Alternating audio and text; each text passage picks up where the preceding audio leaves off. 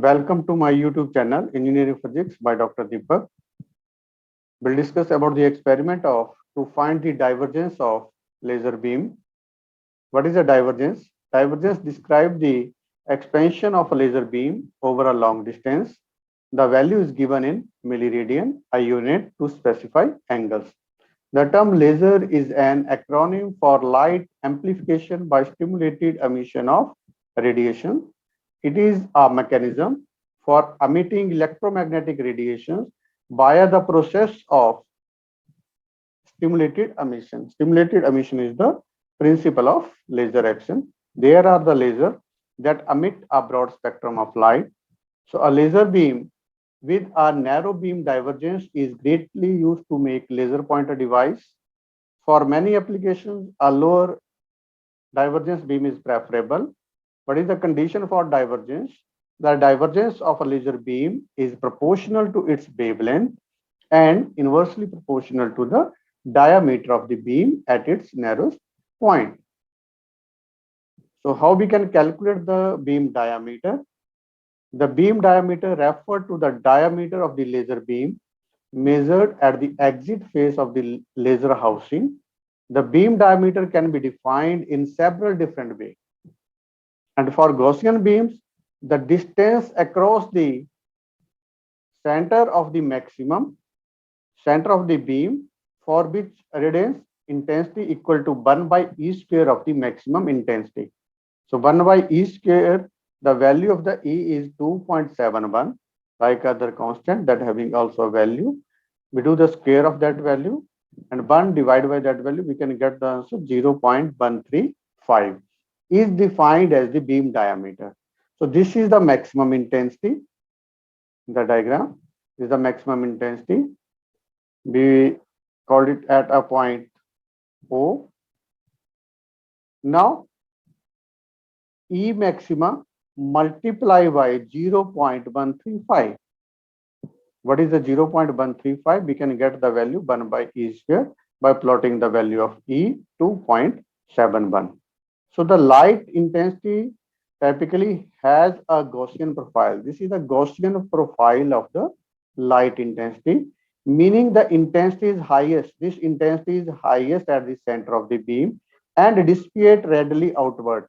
And it dissipate readily outward, both the left or the right hand side.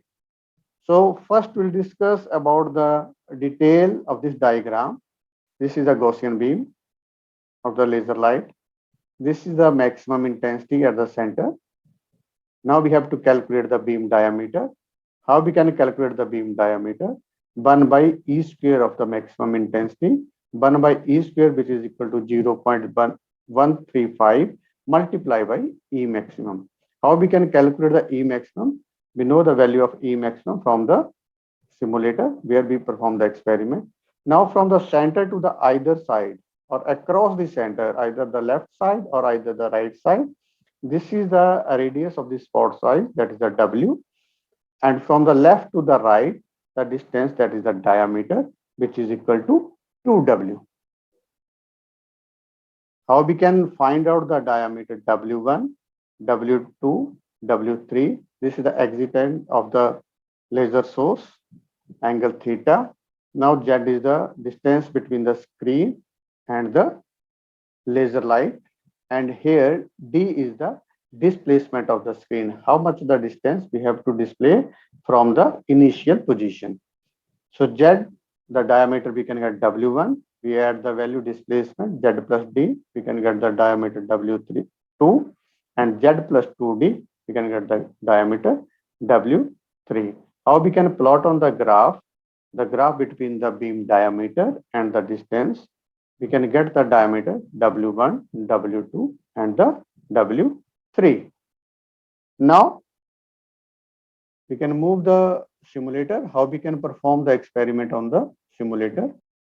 This is our simulator.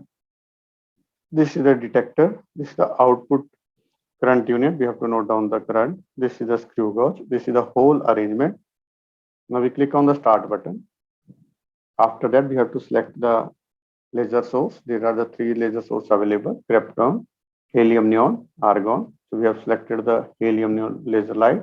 detector distance. This is the distance between the laser light and the screen, that is a Z, in 50 centimeter. Now we have to change the detector distance X. First we click on the graph, show the graph. Now we have to change the distance, detector distance, that is the X. So here we can get the Gaussian beam on the graph paper. So this is the maximum value that we have calculated here, 0.178887. We have to multiply this value by 0.135, then we can get the diameter of the laser beam. Now it start decreasing after the maximum, and here we can get the point. How to note down the diameter? Now this is the maximum value, 0.17888693. We have to multiply it by the 0.135. Now we can get the point on the y-axis, exceed it to the left and the right hand side. Draw the perpendicular on the x-axis. This is the center point. Now from the center to the left, the distance is 0.014. Similarly to the right, 0.014. Now we have to calculate the diameter, either x2 minus x1, or we can directly calculate. So diameter is 0.028. This is the scale in the millimeter, but here the detector distance in the centimeters. So we have to convert this into the centimeter. It becomes the diameter W1 at the distance, that is the Z is equal to 50. W1 is equal to 0.0028 centimeter and Z is equal to 50. So we have to note down these reading in the observation table. Now second, W2, we have to change the reading detector distance by displacing the screen 25 centimeter. So now Z plus D, Z is the 50 plus D is equal to 25. So total value becomes the 75. Now we have similarly repeat the detector distance and plot the graph. Now this is the maximum value, 0.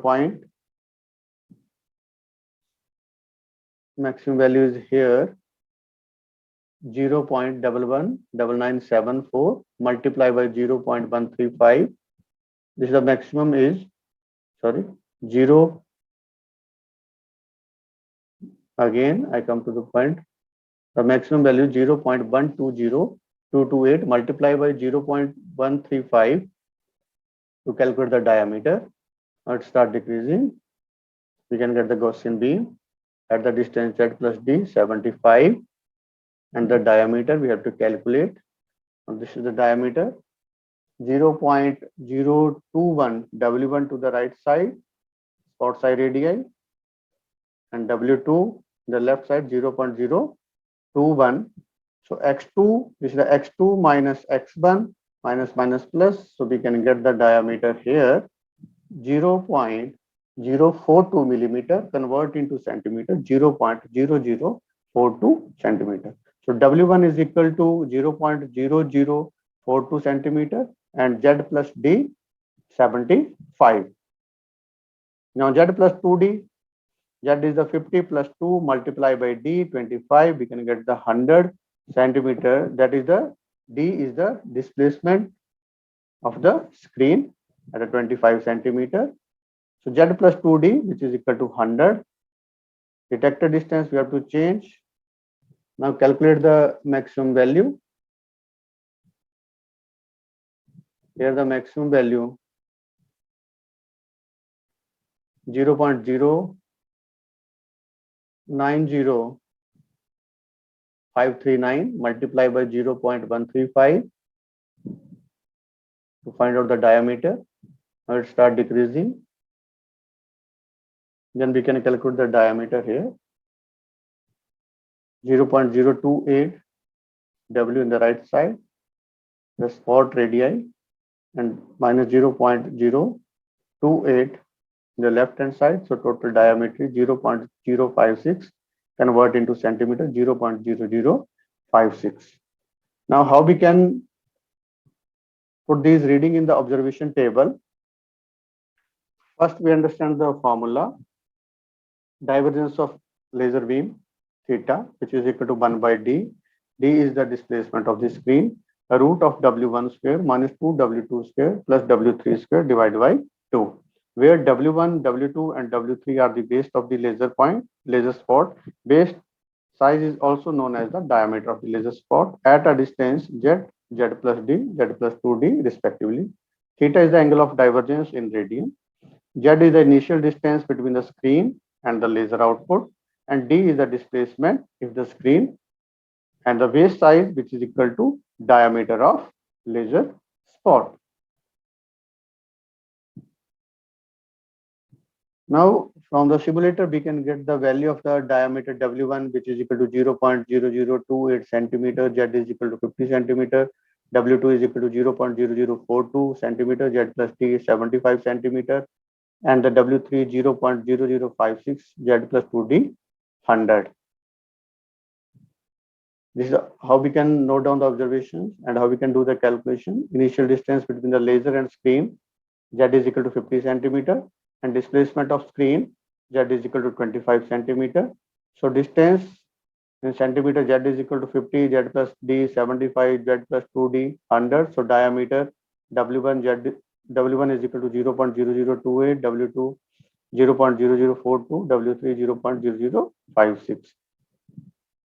Now, how we can do the calculation? We put the value of W1, W2, and W3, and we can get the result 0.000056 radian, convert into the milliradian 0.056. So in the resultant discussion, the angle of divergence of the helium neon laser, because we have selected the helium neon laser source, which is equal to 0.056 milliradian.